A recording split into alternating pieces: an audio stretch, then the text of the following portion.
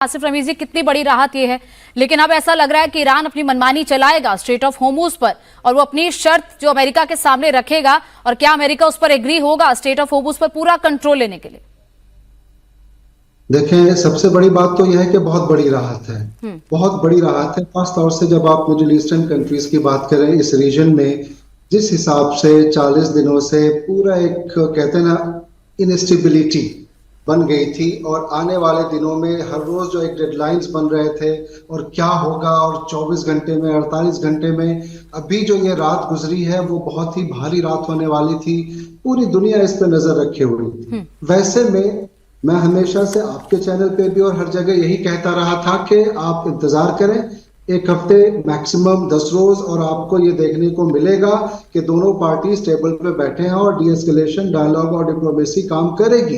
ये जो ट्रिपल काम कर रही है, कहीं ना कहीं इससे बहुत बड़ी राहत सिर्फ ईरान, अमेरिका, इजराइल या उन पार्टीज को नहीं है, बल्कि उन तमाम रीजनल पार्टीज को भी है, रीजनल कंट्रीज को भी, और उसका जो ग्लोबल इंपैक्ट होता है जो पूरी दुनिया पे है, वो पूरी दुनिया, आपने कहा ना कि हार्मोन्स पे अभी मसले आगे सॉल्व हो पाएंगे या नहीं हो पाएंगे, उसका असर पूरी दुनिया ने देखा, और इसकी वजह से पूरी दुनिया को राहत मिली। कम से कम अभी फिलहाल 2 हफ्ते के लिए ही सही ये सीजफायर हुआ है। मैं उम्मीद करता हूं कि हो सकता है कि कुछ ऐसे मामला बन जाए, कुछ ऐसे रास्ते निकले।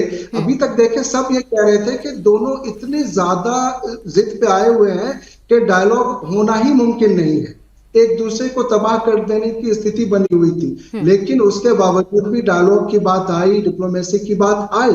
अगर ये शुरुआत हुई है, राहत की शुरुआत अगर हुई है, तो मैं तो समझता हूं कि हो सकता है कि आने वाले दिनों में, अभी 10 तारीख के बाद मीटिंग शुरू होगी, बहुत से और तमाम स्टेक होल्डर्स है, पूरी दुनिया ही कहीं ना कहीं इससे मुतासिर है। सबका अपना अपना इंटरेस्ट होगा और सबके नेशनल इंटरेस्ट के हिसाब से इस जंग का रुकना बहुत जरूरी है। और अभी जो आप थोड़ी देर पहले एक सवाल मुझसे कह रही थी, जो टेक्निकल रीजन से मैं नहीं दे पाया, जरा सा मैं उस पर आना चाहूंगा कि ये जो कह रही थी कि क्या ये सऊदी अरब की तरफ से, वो तो ये चाह रहा था कि और ज्यादा आगे बढ़े, ये कि अलग अलग कंट्रीज जो है ना, ये मीडिया रिपोर्ट्स अपने अपने हिसाब से नैरेटिव चलाते हैं। फैक्ट ये है कि सऊदी अरब के पास एक विजन है। सऊदी अरब शुरू से ही नहीं चाहता था कि किसी भी तरीके से रीजनल एस्केलेशन हो, पीस हो, और एक विजन के साथ चले, और उसी हिसाब से ये चलता रहा, और किसी भी तरीके से रिटेलिएट भी नहीं हुआ, और ये इंतजार रहा कैसे भी डी एस्केलेशन हो। तो लिहाजा वो तमाम मीडिया हाउसेस जो मिस इन्फॉर्मेशन देती है, या कहीं ना कहीं कुछ कंट्रीज को या कुछ लोगों को, कुछ लीडरशिप को बदनाम करने की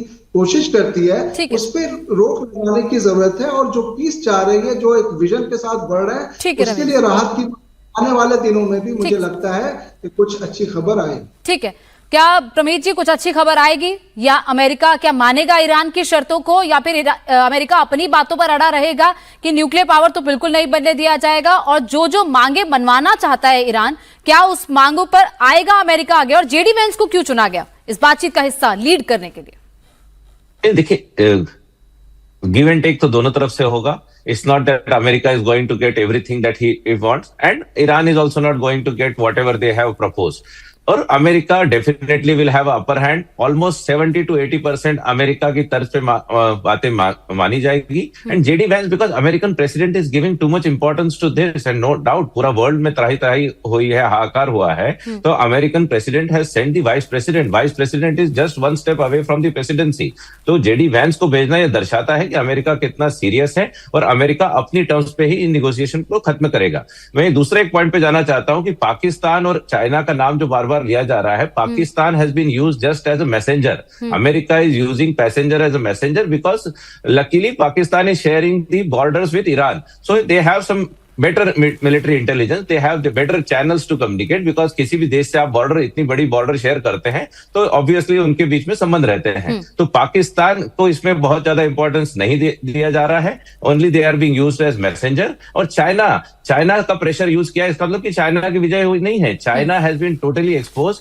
वेस्ट एशिया में जब डिस्टर्बेंस रहा और चाइना उसको अपना 40 दिन तक कंट्रोल नहीं कर सका, ये चाइना का एक तरह से फेलियर है। और छोटे और बड़े देश अब समझ गए हैं कि if you have to gravitate towards, you should gravitate towards the mighty and the mightiest.